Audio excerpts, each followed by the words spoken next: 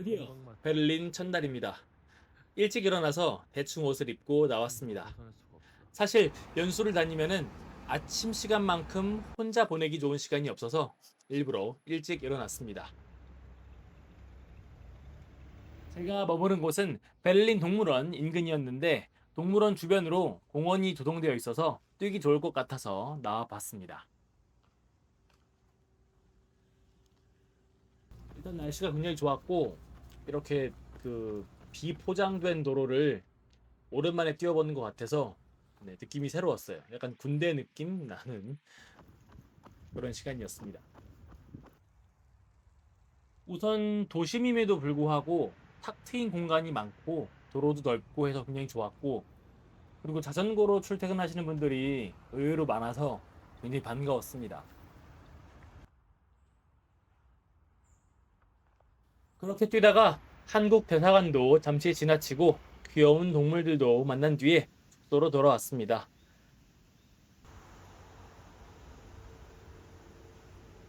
파이브 가이즈가 있었지만 아침 조식이 훌륭하다는 소문이 있어서 무시하고 그냥 돌아왔습니다. 특히 이 그 벌꿀집이라고 하나 이게 있어가지고 꼭 먹어보라고 해서 이것부터 좀 먹어보고 여러 햄들을 좀 먹었습니다. 그래서 한국에서는 별로 못 볼 것 같아가지고 이렇게 영상으로도 조금 찍어보았습니다. 아침부터 이렇게 배부르게 먹고 그러고 바로 나갈 준비를 마친 뒤에 이렇게 버스를 타고 첫 번째 연수 장소로 이동했습니다. 첫 번째 연수지는 바로 베를린 자유대학교입니다. 이곳은 베를린 자유대학교의 캠퍼스 내부이고요. 이곳에 가장 먼저 온 이유는 저희 교사 연수를 이끌어주신 선생님을 뵙기 위해서입니다. 바로 한국학과의 이은정 교수님이신데요. 전체 기간 동안 저희를 열정과 사랑으로 대해주신 분입니다. 우선 베를린 자유대학에 대해 먼저 이야기를 좀 하자면 이곳은 단순한 대학이 아니라 자유라는 가치를 기반으로 탄생한 곳입니다. 1948년 당시 독일은 분단되어 있었고 베를린 역시 동서로 갈라져 있었습니다. 당시 동베를린에 위치하고 있던 훔볼트 대학은 사상 통제와 정치적 억압을 받아야 했습니다. 이러한 상황 속에서 학생들이나 교수들은 자유롭게 배우고 가르칠 수 없는 상황에 놓이게 되어버리죠. 그때 학생들과 교수들이 선택한 길은 떠나는 것이 아니라 새로운 대학을 만드는 것이었습니다. 그리고 그렇게 만들어진 곳이 바로 이곳 베를린 자유대학교였던 것입니다. 지금은 세계적인 연구대학으로 자리 잡았지만 이곳의 시작은 아주 단순했습니다. 자유롭게 배우고 싶다라는 절박한 바람이었던 것이죠. 독일 통일을 이야기할 때 우리는 정치, 경제, 외교를 먼저 떠올리지만 어쩌면 통일은 이런 작은 자유의 선택들이 모여 만들어진 결과일지도 모릅니다. 캠퍼스 안에서 점심 식사를 했습니다. 환상적인 날씨와 장소 덕분에 유럽에 오긴 했구나를 느낀 식사였는데 영상이 없네요. 네. 그리고 나서 본격적인 현장 답사를 떠났습니다. 어디를 가장 먼저 갔을까요?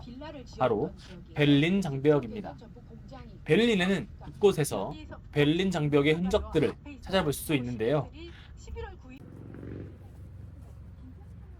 1961년 동독 정부는 사람들의 탈출을 막기 위해 이 장벽을 세웠습니다.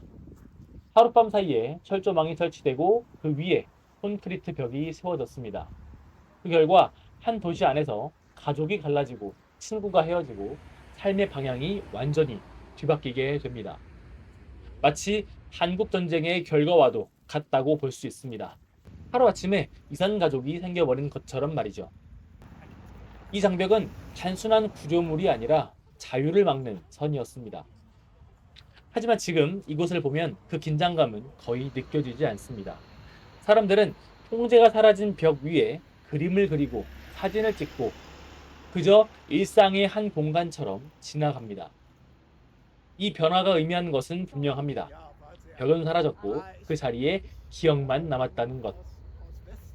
답사를 하는 와중에 벽 위에 독일어로 쓰여진 문구를 하나 발견할 수 있었는데요. 챗GPT로 해석을 해본 결과 뜻은 이렇습니다. 경찰은 도덕적 권위가 아니다.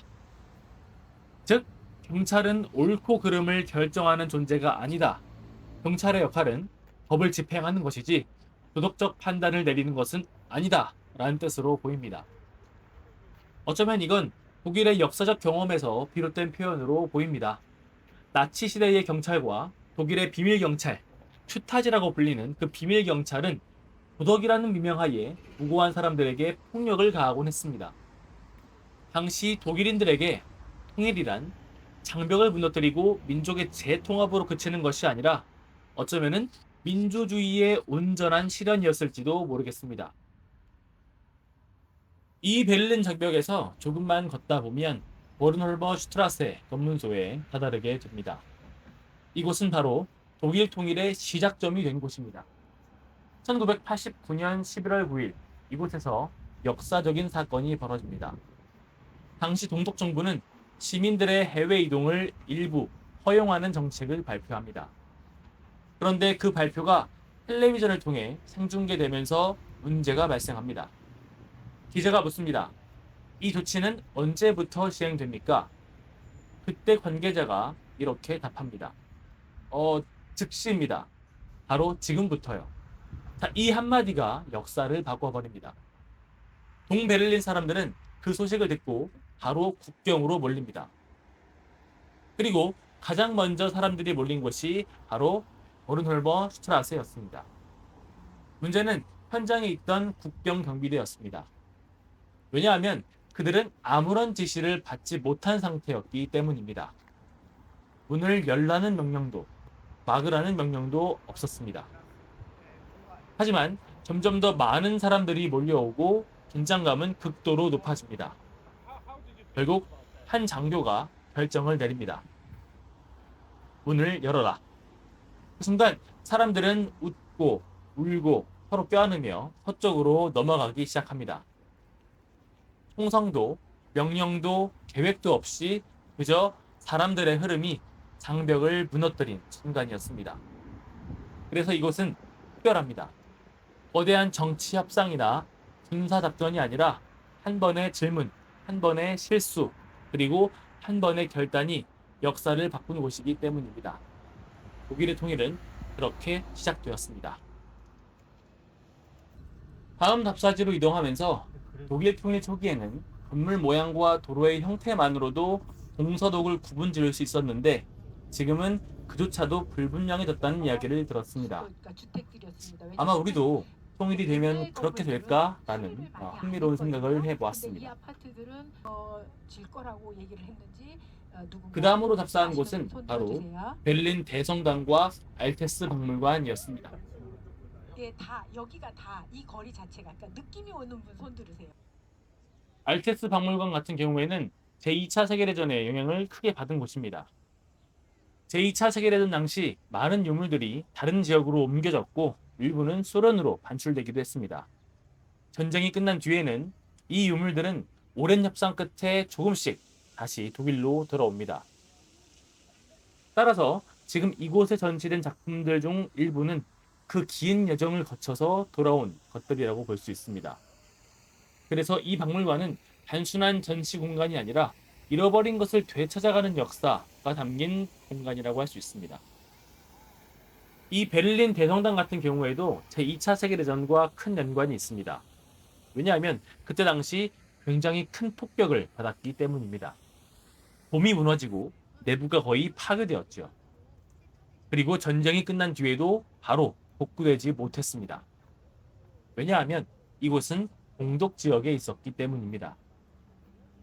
당시 동독 정부는 이 건물을 적극적으로 복원하기보다는 방치에 가까운 상태로 두었습니다. 그래서 이 웅장한 건물은 오랫동안 부서진 채 도시 한가운데에 남아 있었습니다. 그리고 독일이 통일한 이후에 독일은 이 건물을 다시 복원하기로 결정합니다. 단순히 건물을 고치는 것이 아니라 역사를 다시 이어가는 선택을 한 것입니다.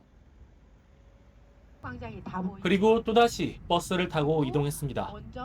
이때 알았죠. 상당히 알차고 알찬 연수라는 걸. 네.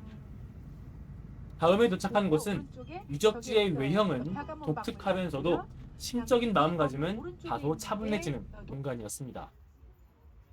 이곳은 나치에 의해 희생된 600만 명의 유대인을 기억하기 위해 2005년에 만들어진 공간입니다. 그러면은 우리 지금 이 여기를 공간의 특징은 내려가지고 잠깐 공간을 직접 여기 경험함으로써 수목공원 이 공간이 전하고자 하는 있잖아요. 메시지에 거기 공감하도록 거기가 설계되었다는 앞에 것입니다. 지금 탑이 있거든요. 따라서 그 공간에 대한 장면을 명확하고 보실 때요. 구체적인 설명이 지금부터 15분 그 동안 어디에도 저희 시간이 있어요. 존재하지 않았습니다. 대신 수많은 콘크리트 기둥 사이를 직접 걸어보게 설계되어 있습니다. 처음에는 단순한 공간처럼 보이지만 안으로 들어갈수록 길이 복잡해지고 시야가 좁아지고 점점 심리적으로 불안해집니다.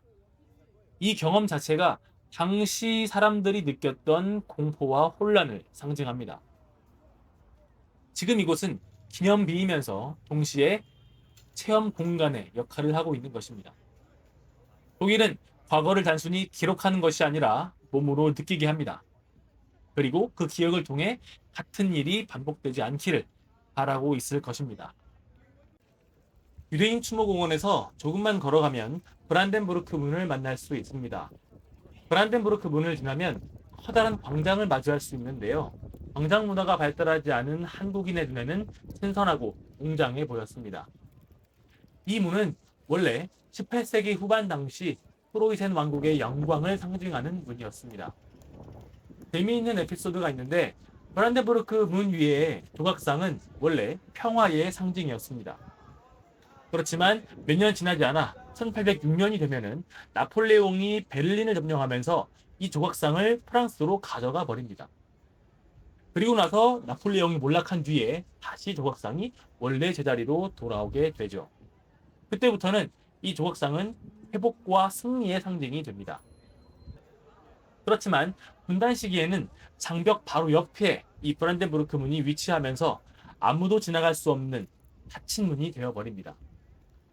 그 자체로 분단의 상징이 되어버린 것입니다. 그리고 1989년 베를린 장벽이 무너진 뒤에 사람들이 가장 먼저 모여든 곳이 바로 이곳이었습니다. 지금은 완전히 달라진 모습이죠. 사람들은 자유롭게 이 문을 지나가고 광장에서는 여러 공연과 집회가 열립니다. 전쟁과 분단의 상징이었던 곳이 바로 이제는 평화와 통일의 상징이 된 것입니다. 사람들이 아무렇지 않게 이 문을 지나가고 즐기는 모습, DMZ와 같은 경계선에서 이렇게 자연스러운 일상이 펼쳐진다면 어떤 모습일지 궁금하네요. 마지막으로 방문한 곳은 바로 한독대사관이었습니다. 사실 아침에 혼자 러닝을 하다가 지나갔던 곳을 방문하게 된 건데요. 원래 없던 일정이었는데 기회가 닿아 방문하게 되었다고 합니다. 덕분에 대사관 직원분의 설명으로 한독 관계를 쭉 살펴볼 수 있었습니다. 사실은 그리고 대사관에서의 생활 같은 것들도 여쭤보고 싶었는데 그러질 못해서 조금 아쉬웠습니다. 아무튼 대사관 내부의 여러 공간을 관람할 수 있어서 뜻깊은 시간이었습니다. 아마도 독일 관계자들을 고려해서 한국의 문화유산을 여러 곳에 전시한 걸로 보입니다. 대사관 답사를 끝으로 첫날 연수가 드디어 끝이 났습니다. 그리고 있는 식당으로 가서 저녁 식사를 마친 게 대략 8시였습니다. 독일 식당은 음식이 나오는 속도가 대체적으로 느렸는데 단체로 방문할 경우에는 한 3배 정도 더 느려진 것 같았습니다. 그리고 나서 음식 투하도 시킬 겸 간단하게 호텔에 있는 헬스장에서 운동을 좀 하고 그리고 나서 맥주를 마시러 밖으로 나왔는데 너무 피곤해서 30분 걷다가 돌아와서 뻗었다고 합니다. 오늘의 일기 끝. 앞으로 한 6일 남은 것 같은데 남은 연수도 잘 해보도록 하겠습니다. 안녕.